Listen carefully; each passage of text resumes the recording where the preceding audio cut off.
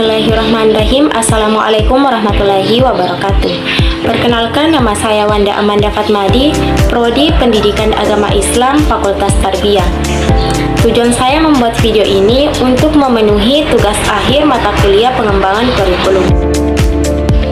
Pada video kali ini, saya akan menjelaskan materi tentang prinsip dasar pengembangan kurikulum.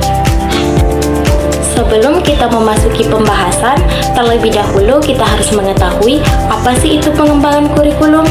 Nah, pengembangan kurikulum adalah proses yang bertujuan untuk memaksimalkan implementasi kurikulum dalam mencapai tujuan pembelajaran yang telah ditetapkan. Proses ini dilakukan sesuai dengan pedoman kurikulum yang ditetapkan oleh pemerintah dan dilaksanakan dalam jangka waktu tertentu. Selanjutnya kita masuk pembahasan kedua, yaitu sumber prinsip dasar pengembangan kurikulum. Terdapat 4 sumber prinsip dasar pengembangan kurikulum. Yang pertama, data empiris. Data empiris adalah data yang ditemukan atau disimpulkan dari sebuah eksperimen atau penelitian. Ilmu dan penelitian pada zaman modern sekarang ini memiliki kiblat empiris. Segala penemuan atau bukti harus berdasarkan penelitian atau eksperimen secara indrawi. Yang kedua, data eksperimen. Data yang didapat dari hasil penelitian eksperimen untuk mengetahui akibat yang ditimbulkan dari suatu perlakuan yang diberikan secara sengaja oleh peneliti. Yang ketiga, yaitu akal sehat. Data pemikiran umum atau akal sehat juga diperoleh dari hasil penelitian yang melalui proses pertimbangan dan penilaian akal sehat terlebih dahulu. Yang keempat, kebiasaan hidup di masyarakat. Data-data banyak diperoleh dari bukan hasil penelitian. Data-data tersebut terbukti efektif untuk memecahkan masalah-masalah kehidupan yang kompleks, di antaranya atau kebiasaan yang ada di masyarakat. Selanjutnya, pembahasan ketiga, macam-macam prinsip dasar pengembangan kurikulum. Prinsip ini memiliki 2 prinsip pokok, yaitu prinsip umum dan prinsip khusus. Yang pertama yaitu prinsip umum. Dalam pengembangan kurikulum, prinsip umum terbagi menjadi 5. Yang pertama, prinsip relevansi. Ada 2 macam relevansi yang harus dimiliki kurikulum, yaitu relevansi keluar dan relevansi di dalam kurikulum itu sendiri. Relevansi keluar dapat diartikan isi, tujuan, proses pembelajaran yang tercakup dalam kurikulum hendaknya relevan dengan tuntutan dan kebutuhan perkembangan masyarakat. Sedangkan relevansi di dalam dapat diartikan ada kekonsistenan antara komponen-komponen kurikulum yaitu isi, tujuan, dan proses pembelajaran, penyampaian, dan penilaian. Yang kedua yaitu prinsip fleksibilitas. Artinya, kurikulum hendaknya memiliki sifat lentur atau fleksibel. Kurikulum mempersiapkan anak untuk kehidupan sekarang dan yang akan datang di sini dan di tempat lain, bagi anak yang memiliki latar belakang dan kemampuan yang berbeda.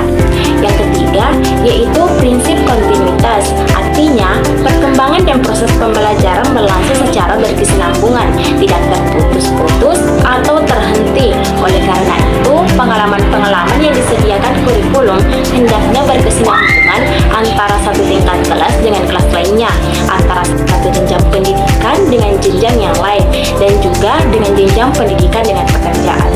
Yang keempat yaitu prinsip praktis atau efisiensi. Artinya, betapapun bagus dan idealnya suatu kurikulum, kalau menurut keahlian dan peralatan yang sangat khusus dan mahal pula biayanya, maka kurikulum dan pendidikan selalu dilaksanakan dalam bentuk keterbatasan, baik keterbatasan waktu, biaya, dan alat. Dan yang kelima, prinsip efektivitas. Artinya, efektivitas dalam suatu kegiatan berkenaan dengan sejauh mana apa yang direncanakan dapat terlaksana, dan dalam pendidikan, efektivitas ini dapat dilihat dari segi efektivitas guru mengajar dan subjek didik belajar.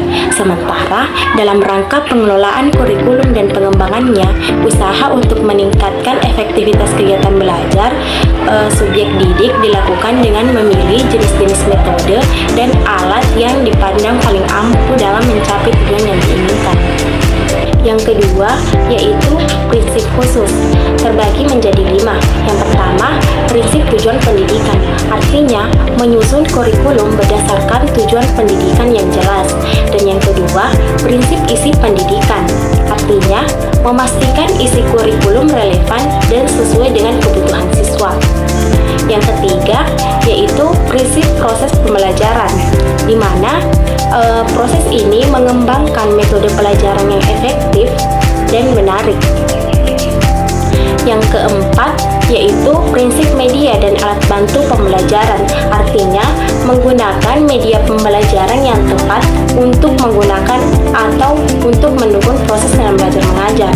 Dan yang kelima, prinsip evaluasi, artinya menyusun evaluasi yang komprehensif untuk menilai pencapaian siswa. Demikian yang dapat saya sampaikan, lebih dan kurangnya saya mohon maaf.